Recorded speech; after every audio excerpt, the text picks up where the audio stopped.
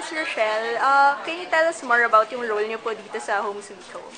Ang role ko dito sa Home Sweet Home ay, syempre, kontrabida sa love triangle to ni Raymart, Roxanne. Syempre, ako yung ex-girlfriend na pilit nagkahabol sa kay Raymart. So, yun yung role.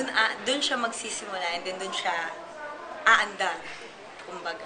Mas challenging ba yung role for you since kontrabida? Oo, kasi sa Amaya, medyo heavy yung pag-kontrabida tsaka sa Broken Vow. Dito, hindi ko alam kung paano ang pag-atake. Kasi medyo light, comedy na nakakatakot eh. So, mahirap magpatawa ng off. So, yun yung medyo kinakabahan ako. So, hindi ko pa alam, wala pa akong idea kung paano siya atakin. Ano yung mga exciting na abangan namin dito sa show na to? Exciting na abangan dito sa Home Sweet Home yung dun sa parang haunted house. Tapos, syempre marami pa rin matututunan sa Home Sweet Home.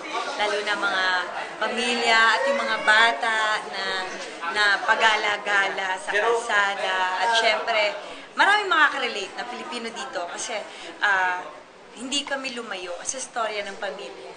So, yun. Mga fans. Thank you po sa pagsuporta. Diyos ko, ilang taon na ako, sinusuportahan niyo pa rin ako. At syempre, hanggang ngayon, hindi pa rin kami magsasabang magbigay sa inyo na ikakasaya niyo at ikakatakot niyo naman. Kaya, eto na, abangan niyo. At panoorin nyo, tutuhan nyo ang Home Sweet Home. Malapit na April 8 na to. Bongga! Power!